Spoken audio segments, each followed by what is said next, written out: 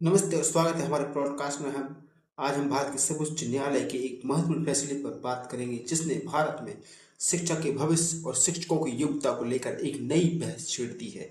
यह फैसला 1 सितंबर 2025 को न्यायमूर्ति दीपांकर दत्ता और न्यायमूर्ति मुनमन की पीठ ने अंजुमन इशाअत तालीम ट्रस्ट बनाम महाराष्ट्र राज्य अन्य से जुड़े कई सिविल अपीलों में सुनाया था।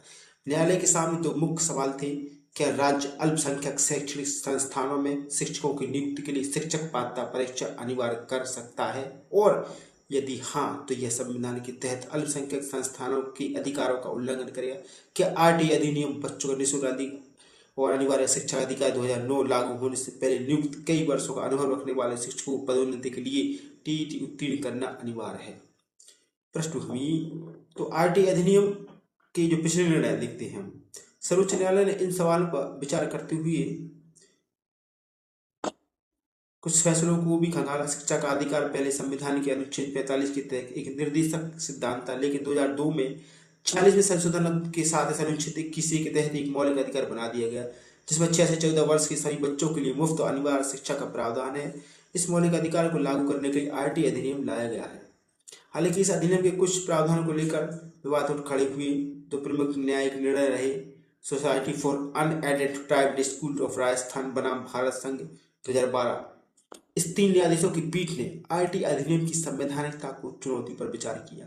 बहुमत ने माना कि आरटीई अधिनियम और गैर अल्पसंख्यक सहायता प्राप्त और गैर सहायता प्राप्त संस्थानों पर लागू हुआ, लेकिन इन अल्पसंख्यक सहायता प्राप्त संस्थानों को इसके दायरे से बाहर रखा है। Pramati education and cultural trust बनाम भारत संघ 2014। 5 न्यायाधीशों की संविधान पीठ ने इस फैसले को आंशिक रूप से अधिरूपित रूलिट कर दिया। प्रमति ने सर्वसम्मति से निर्णय दिया कि आरटीई अधिनियम अल्पसंख्यक स्कूलों चाहे भी सहायता प्राप्त है गैर सहायता प्राप्त पर लागू नहीं होगा। इस फैसले ने अल्पसंख्यक संस्थानों को आरटीई अधिनियम के प्रावधान से पूरी तरह छूट दे दी। तो पक्षकारों का क्या निर्णय था, इसमें देखते हैं। अदालत ने दोनों पक्षों के तर्कों को विस्तार से सुना। टीईटी की अनिवार्यता और प्रमति फैसले पर पुनर्विचार का विरोध करने वाले तर्क थे। महाराष्ट्र राज्य में टीईटी को अनिवार्य बनाने वाले कोई राज्य कानून नहीं है। कम पास दर के कारण टीईटी की सख्त आवश्यकता से शिक्षकों की कमी होगी। आरटीई अधिनियम की धारा 1(4) इस संविधान के अनुच्छेद 29 और 30 के अधीन बनाती है, इसलिए यह अल्पसंख्यक संस्थानों पर लागू नहीं होना चाहिए। टीईटी एक न्यूनतम योग्यता नहीं है, बल्कि केवल एक पात्रता परीक्षा है। शिक्षक के रूप में नियुक्ति का अर्थ प्रारंभिक नियुक्ति है, पदोन्नति नहीं।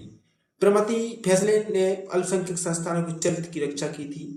पदोन्नति के लिए टीईटी अनिवार्य करना शिक्षकों में ठहराव लाएगा।